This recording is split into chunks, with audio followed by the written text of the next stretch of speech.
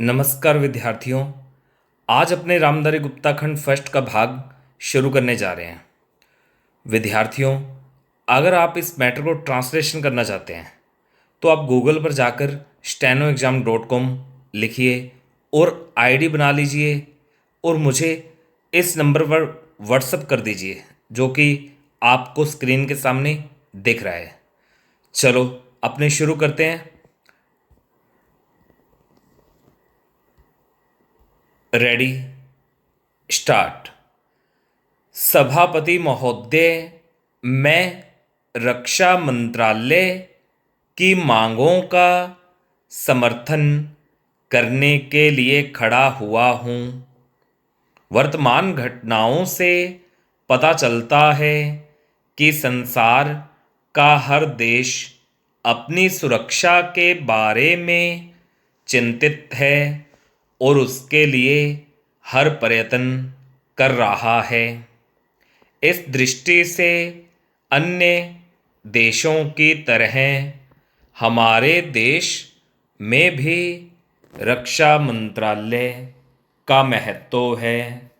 मुझे इस बात की खुशी है कि जहां अन्य मंत्रालयों को उनके पिछले साल के कामों के बारे में काफ़ी आलोचना हुई है, वहाँ इस मंत्रालय की कम आलोचना हुई है।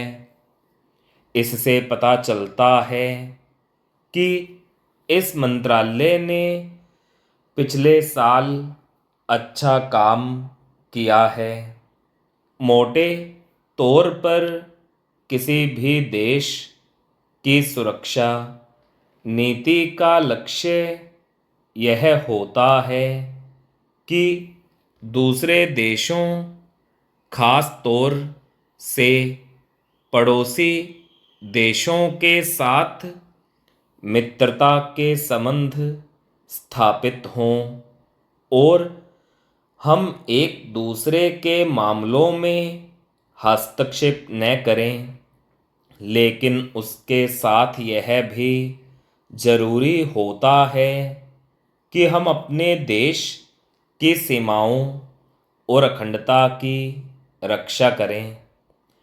इसलिए हमारे देश का यह कर्तव्य हो जाता है कि हम अपने पड़ोसियों के कार्यों पर पूरी नज़र रखें, क्योंकि आज तक हमारे देश पर जो भी संकट आए वे हमारे पड़ोसियों से आए हैं। 1965 में पाकिस्तान के साथ जो लड़ाई हुई और उसके बाद ताशकंद में जो समझौता हुआ वह सिर्फ कागज़ पर ही रहा। पाकिस्तान ने उस पर कोई अमल नहीं किया। इस दृष्टि से बहुत ज़रूरी है कि हम अपने देश की सुरक्षा की हर तरह से व्यवस्था करें। हमारा उद्देश्य दूसरों पर आक्रमण करना नहीं है, लेकिन यदि हम पर कोई आक्रमण करे तो हम में इतनी शक्ति अवश्य होनी चाहिए कि हम उसका डटकर सामना कर सकें। आप जानते हैं कि पिछले दिनों पाकिस्तान को अमेरिका और चीन से काफ़ी मदद मिली है।